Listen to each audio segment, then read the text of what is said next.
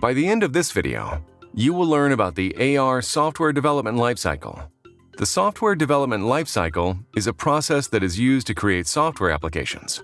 The main goals of the software development lifecycle are to produce the highest quality software with the lowest cost and as fast as possible. The software development lifecycle plays a role in achieving these goals by identifying inefficiencies in the software and fixing them to run smoothly. The core components or steps in the lifecycle include planning, designing, development, testing, deploying, and maintenance.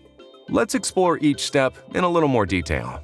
The planning phase includes determining labor and material costs, target goals, and defining the purpose of the software application and its requirements, such as the ability to connect with a friend on a social media app or creating digital overlays in the wild.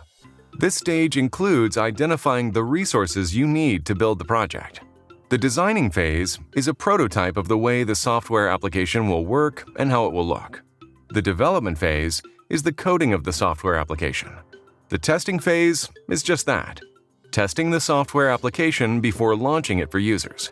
You want to make sure all functions work how you intended them to work, and correct any glitches you encounter. The deployment phase is launching the application and making it available to users.